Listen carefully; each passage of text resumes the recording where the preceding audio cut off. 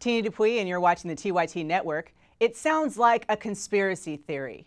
A really rich billionaire toilet paper baron who's funding basically the GOP, who's funding a new wave of Tea Party Republicans who want to bust unions and make it absolutely impossible for the average worker to be able to negotiate for their salaries. It sounds like something that the far left talks about. Ooh, the Koch brothers. They have Scott Walker in the bag. Well, looks like we have some proof of something that sounds like a conspiracy theory. Let's play our first clip. Hi, it's Scott Walker. Scott, David Koch. How are you? Hey, David. I'm good. And yourself? I'm very well. A little disheartened by the situation there, but what's the latest? We're actually hanging pretty tough. I mean, amazingly, there's a much smaller group of protesters, almost all of whom are in from other states today. Yeah, that is not David Koch, if you were wondering. That's that's Ian Murphy, who is an editor at the Buffalo Beast, fantastic newspaper. Everyone should all go and subscribe to them right now. He basically he told the Huffington Post this morning that he was going to prank call Governor Walker. And it turns out that what we found out from this information was that Scott Walker hasn't been taking any calls. He hasn't talked to one person from the union the entire 8 weeks that he's been in office. But he talked to someone who claimed that he was David Koch, and they got real chummy and talked about a lot of behind-the-scenes thing. Let's play clip number 6. The other thing is I've got layoff notices ready. We put out the at-risk notices. We'll announce Thursday. They'll go out early next week, and we'll probably get 5,000 to 6,000 state workers will get at-risk notices for layoffs. We might ratchet that up a little bit too. Beautiful, beautiful. Got to crush that union. Well, it's one of those where in the end, and I've had not only Colin, I talked to myself. I had 3 or 4 of my other business leader friends who know him over the years, and just kind of pass the message on to these guys. If they think I'm caving, they've been asleep for the last 8 years, because I've taken on every major battle in Milwaukee County, and won even in a county where I'm overwhelmingly overpowered politically, and it's because we don't budge. If you're doing the right thing, you stay firm. And in this case, we say we'll wait it out. If they want to start sacrificing thousands of public workers who'll be laid off, sooner or later there's going to be pressure on these senators to come back. So he's talking about the fact that he is going to lay off workers. He's going to go and fire workers and use them as leverage to make the Democrats come back into the state so that they'll have a quorum and they can vote this bill through. He uses the word sacrifice, as the Democrats are going to be sacrificing these workers, when he's the one that has decided that he's going to lay off workers if he doesn't get his way. This is not democracy. Democracy is when there's a compromise. A compromise is when both parties are not that happy. And right now there's one party that's really happy, and that's the Koch brothers and Scott Walker. He also, thousands of workers he's using as leverage. These are people who have families. These are people who have paid into a pension. These are people who show up every day and draw a paycheck. And he can use them, basically as theatrics to try and get these Democrats to come back.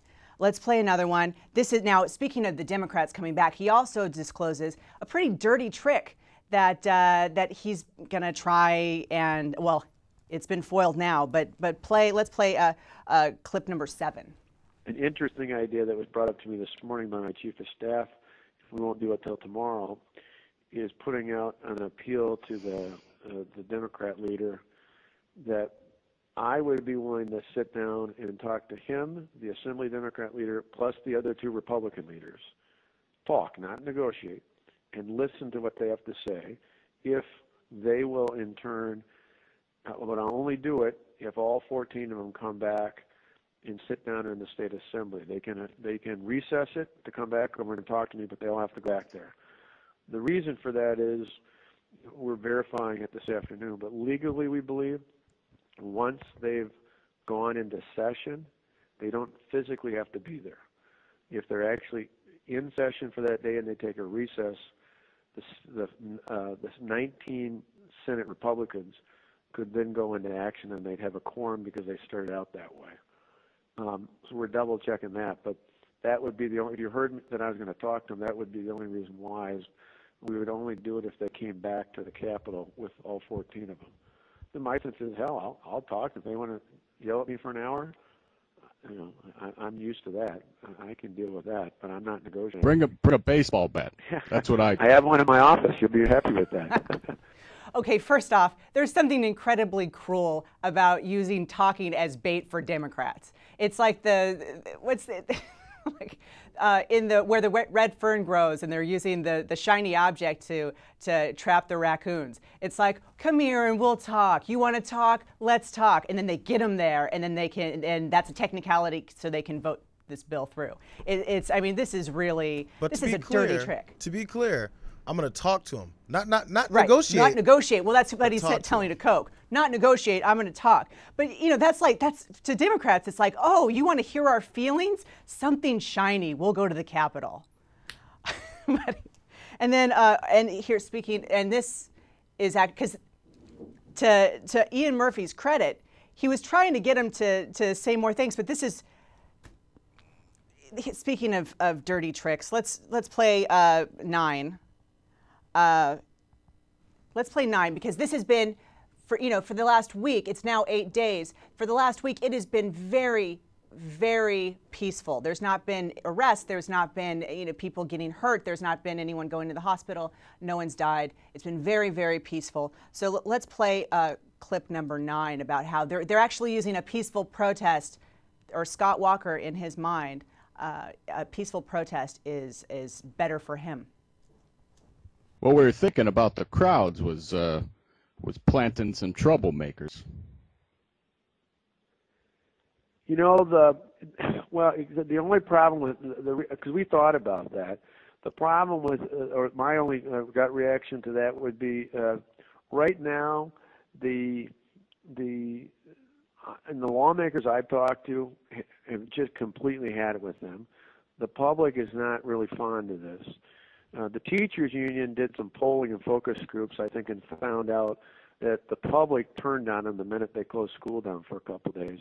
The guys we got left are largely from out of state, and I keep dismissing it in all my press comments, saying, they're mostly from out of state. My only fear would be is if there was a ruckus caused, is that would scare the public into thinking maybe the governor's got to settle to avoid all these problems. Whereas I'm saying, hey, we can handle this. People can protest. This is Madison, full of the 60s liberals. Let them protest. It's not going to affect us. And as long as we go back to our homes and the majority of people are telling us we're doing the right thing, let them protest all they want. So that's my gut reaction, is that I think it's actually good if they're constant, they're noisy, but they're quiet, nothing happens, because sooner or later the media stops finding them interesting. Well, not the liberal bastards on MSNBC. Oh, yeah, but who watches that? I mean, I went on just morning Joe this morning, but I like it just because I like being combative with those guys. The media wasn't going to be interested in this, and we just talked to the Uptake guys, and they actually left, and the media wasn't going to be interested in this until we saw this clip. And now, guess what? The media is interested in it again. And I just saw on Twitter that Wisconsin Union, the hashtag is #1 and getting hundreds and hundreds of tweets a minute. So what's also, that they actually, this was something that they thought about, that they discussed, to have people to go in there and disrupt the organizers, and then decided if it is peaceful, it's actually better for them. And then this is, the Tea Party on Saturday showed up. There's been hundreds of thousands of people there, and suddenly there was a Tea Party rally. And this is my favorite. This is clip number 11, where Ian Murphy, playing David Koch, says this. We sent Andrew Breitbart down there. Yeah. Yeah. Good stuff. Yeah. He's our man, Well, it has been amazing to me, the massive amount of attention. I've done all, I want to stay ahead of, so every day I do a 5 o'clock press conference. Tonight I'm actually doing a fireside chat which the state TV stations are picking up, and I guess a bunch of the national ones are too. And in the last couple of days, when I do the TV shows, I've been going after Obama. Oh, good for you, going after Obama. Because, I just love that, like, he didn't even blink. And he didn't say, like, oh, really? Just like, yeah, he's one of our guys. Cool, Breitbart. Woo, Koch brothers. Like I said, this sounds like a conspiracy theory. If you sat down next to someone at a coffee shop and they started talking about the Koch brothers and how they were funding these nefarious right-wing organizations and getting people and plotting against peaceful protesters and trying to disrupt democracy and bust the unions, you'd go somewhere else. You'd avoid that person. You'd smile and you'd inch away. But here's the proof that this wacky conspiracy theory actually exists.